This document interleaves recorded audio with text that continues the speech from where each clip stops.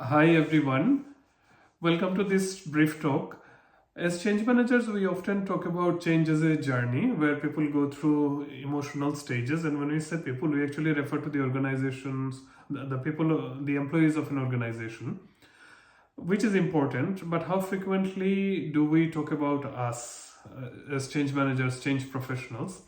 In this brief talk, I want to put the focus on us and what we go through, especially at the beginning of a project. I have spoken to many other change managers, change professionals in the last few months, and one thing that always have come up is what you do when you first get onboarded to a project or a program, and what do you do? Where should you start from?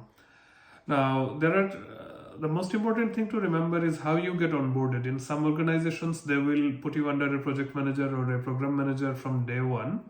In some cases, they will place you under a practice lead, and then after a few days of initial activities, the practice lead will introduce you to the program manager who you will be working with. That is called a dotted reporting. So you basically have dual reporting. You have a practice lead you report to, and then also a program manager who you report to. Now, the starting point is obviously you start with building your report, and remember always that report is very important.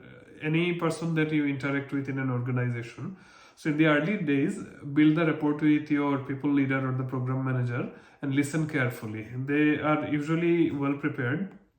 So listen to them what the challenge was, why they have hired you. So then it will help you get an understanding of their personality or the challenge they are facing. Second thing is once you are comfortable with them, talking to them, so then ask for reading materials. These reading materials could be a project plan, it could be a business requirements document, it could be any related, it could be business, any sort of project related document. So go through those documents. It's a good idea not to try to understand anything when you initially read. So one process that I have used, and it is from neuro-linguistic programming, I actually read as many documents as I can at the start, and without even trying to understand it, I read it at least twice, and then I leave it up to my unconscious mind or cognitive unconscious to interpret this information to me. And I often have found that that's a very helpful technique, and my mind starts processing this information. Thirdly, once you feel that you have started to get an understanding of the information, you should actually start writing them you can type it on a Word document. Now you might think, why would you waste your time on writing this information? But trust me, it is a very helpful practice. A lot of the content that you will be creating in this stage, you can use in due course in doing a detailed change impact assessment or doing a communication or doing a training plan, and a lot of other ways you can use this content.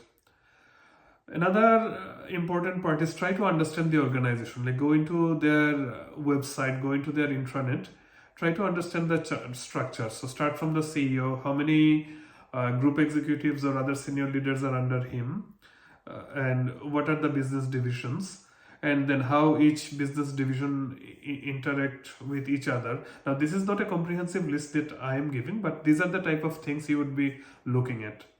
So if you look at the org structure, try to by looking both at their website and the intranet site, by talking to your people leader, to your program manager, these are the ways to begin. And obviously when you read the business documents that I have mentioned, that will also help you. Another way to get a better understanding of the business is look for, if there is another change manager who started before you, they can give you a good idea about the organization. If there is no other change manager, speak to somebody on the floor. You can talk to them, hey, I am new, I just wonder if you can help me with a few questions. Can you help me understand how the business operates?